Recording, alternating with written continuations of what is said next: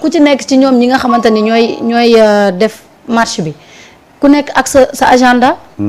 ku nekk ak li la fa tax a ñëw. waaw kenn xamul donc lan mooy biu marche bi kenn xamu ko de ku ci nekk daal. non xam nga koo laaj kii di lii moom. marche bu jaxasoo. non man de xam naa biu marche bi. mooy lan. c'était uniquement organisé pour insulter Sonko. c'est ça. waaw et loolu aussi doyen Samba loolu aussi il faudra que. les autorités ñu jël seen responsabilité. man de loolu laa gis ci parce que marche bi. citoyen bu nekk am nga droit marche lu la metti mais quant à insulter quand même. loolu de moom fa taxoon jóg. il faudra que nag procureur nag taxaw ci loolu. bañ nañ ko les responsables ñi nga xamante ñoo demoon demander pour def marche ñu ngi fi xam nañ leen. waaw ils sont xam nañ oui mënuñu nangu lii. bañ nañ ko non c'est-à-dire que ñoom dañu organiser seen marche li ñu mënta wax ci plateau télé yi. ñu ne nañ organiser marche wax ko. mais bay insulter. mais looloo leen taxoon. c'est-à-dire que. haine bi ñu am ak li ñu bëgg a wax Sonko. laisser aller organiser marche. c'est ça. mais dans un pays sérieux comment des gens peuvent organiser une marche pour demander la libération des détenus présumés détournement de deniers publics. ok kenn xamul lan la. ah. loolu kenn xamul. mais non c'est-à-dire que Sénégal il faut aussi que nos autorités quand même ñu imposer seen autorité. oui. des gens présumés détourner les deniers publics. nga naan nañ ko bàyyi. ay nit ne dañoo organiser marche pour demander leur libération. dëkk bi nag dafa bëri naa fi. ah wax dëgg fa yàlla. ay waaw mais bu fekkee ne loolu la def liggéey bu fekkee ne loolu la dañu jël la bonne gouvernance sànni fële. waaw jël la lutte contre la corruption sànni fële. su ko defee nit ñi léegi ku nekk di def lu la neex. il faut être sérieux dans la vie. un pays normal ñu jàpp ay nit pour des détournements de deniers publics ay nit organiser marche ne dañuy exiger seen libération c'est-à-dire que voilà man un pays boo xam ne soit on est dans une république ou soit on n'est pas dans une république ñu xam. dëgg yàlla. parce que tey ñoom ils sont qui pour qualifier ces gens-là de détenus politiques. waaw te on parle des deniers publics. waaw on xam nga parle de ñun l'économie du Sénégal. non xam nga ñun justice moo ñu tënk ñun ñëpp. waaw.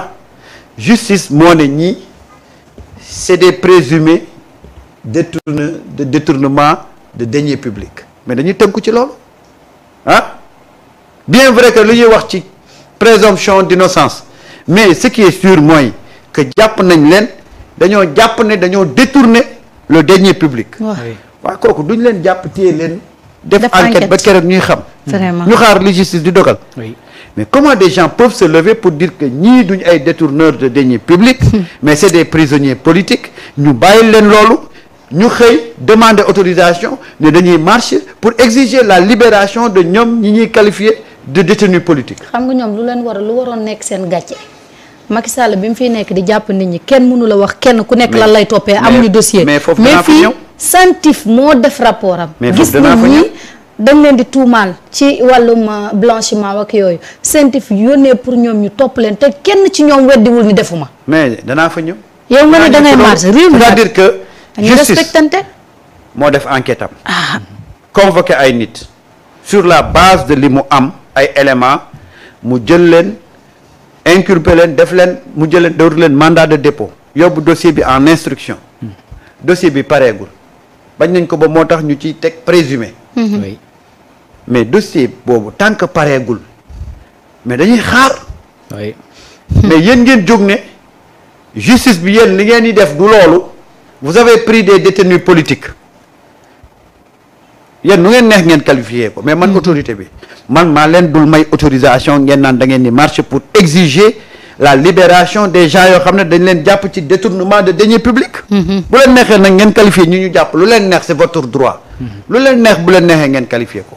waaye man du ngeen fragiliser sama autorité. parce que lii ñuy def nii mais c'est fragiliser l'autorité de la justice. wallaahi ñu bàyyi leen ñu marché ba ñu demee la leen fa indi woon waxuñu ko. ñoom ñëpp ku jóg passé à am côté. Ousmane Sonko indi Ousmane Sonko am Ousmane Sonko indi Ousmane Sonko avec des paroles yoo xam ne qui frise non mais je te dis da ngay am lu la naqari. mais c'est vrai.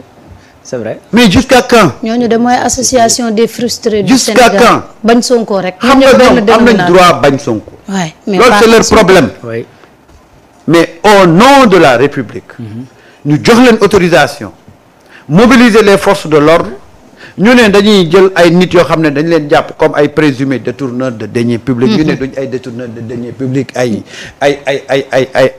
ay détenus politiques la. ñeme yàlla yemuñu ci ku jël parole insulter Ousmane Sonko. ah man de dama jaaxle sax. et on laisse passer comme ça. sans rien dire. ñi ko organiser ñu ngi fi. oui. ñi doon saaga vidéo yaa ngi fi. et je te dis l'État bu bàyyee lii mu dem. dafa yomb de.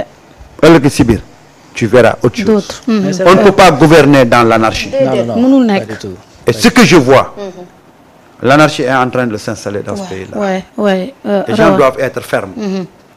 li Samba wax rek anarchie bi nga xam ne moom la ñu gis parce que quand même mënuñu nekk dans un pays normal on parle de détournement de deniers publics on parle de l'économie du pays ay nit toog naan ay nit dañ leen jàpp ci ay détenus politiques alors que rapport a ngi fi. Oui. enquête a ngi fi ñoom auparavant bi ñuy jàpp rapport amul enquête amul dañ lay jàpp ba pare du ñu xam sax lan lañ la jàppee. C'est vrai. tey ñuy jàpp nit parce que tey ñoom ñoo yóbbu Sénégal ci guuta des gens se permettent quand même di génn non seulement di saaga le premier ministre mais di wax ay wax yoo xam ne c'est pas respectueux en fait. C'est vrai.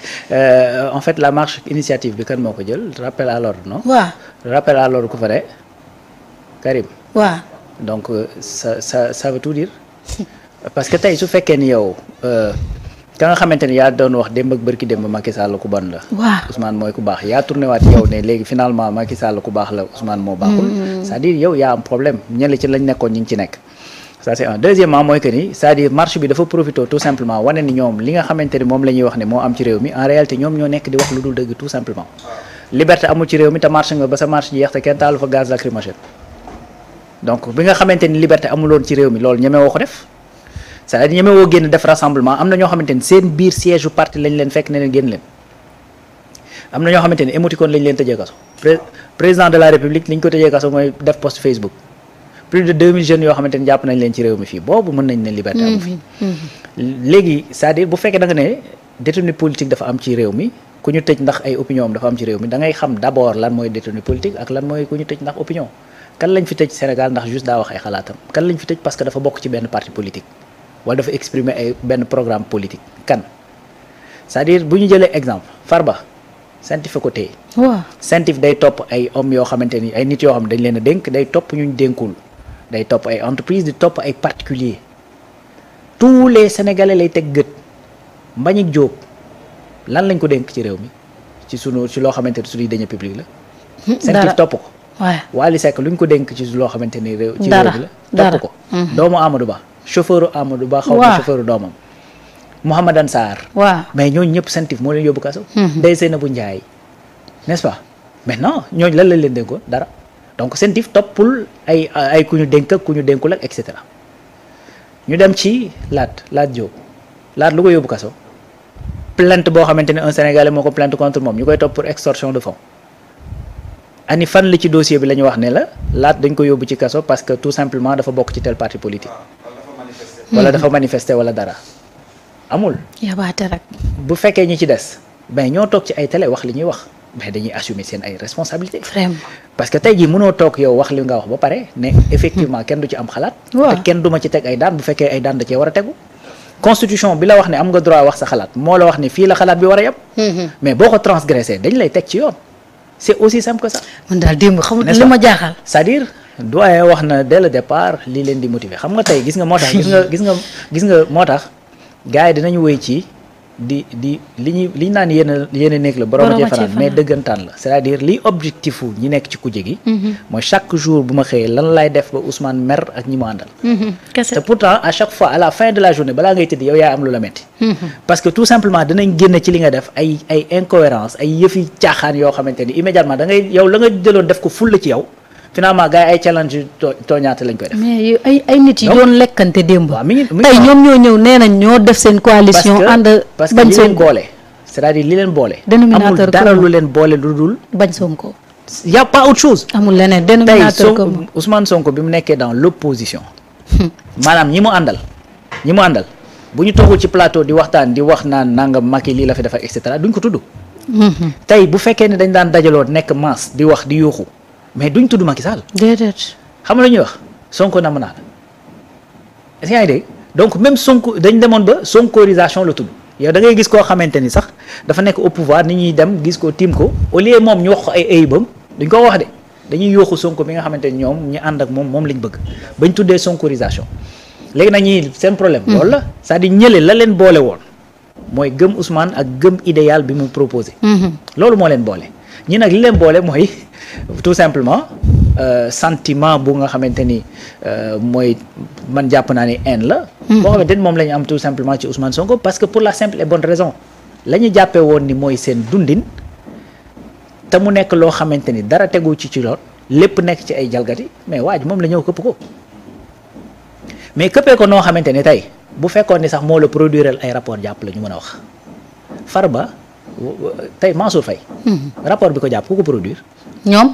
mais ñoom ñoo produire c'est le régime de Macky qui l'a produit n'est-ce pas et la plupart des rapports yi nga nekk di dégg nii muy nekk di épingler gars yi du dëgg donc en quoi nga mën a waxee ne lii affaire de politique wala bokk affaire de loolu léegi nag gis nga doyen li ngay wax ci autorité boobu man am naa yaakaar ni autorité boobu mi ngi installé wu depuis kañ nga déggul ci plateau télé kuy toog di wax yenn wax yi amatul man gis naa fi koo xamante ne saagakat notoire koo wax ci Sénégal ñun la voilà loolu lañ koy étiqueté taxaw na fii ñu dégg ko micro mu wax bay waaj a saaga ne bu leen ma saagaloo waaye ma ne ko saagal boo saaga da ngay dellu fa nga jóge woon kese n'est-ce pas léegi nag dañoo daw plateau yi dañu fekk ci marché yi gis nga léegi marché yooyu exactement gis nga ña nga xamante ñooy responsable yi te woote xam nga lu tax booy dem def déclaration ñu lay laaj ñan ñooy responsable xam nga lu tax pour lu fa am loo xamante ni def wut ñu mën a situer les responsabilités ne diw la c'est tout léegi nag loolu encore une fois man je fais l'appel tout le temps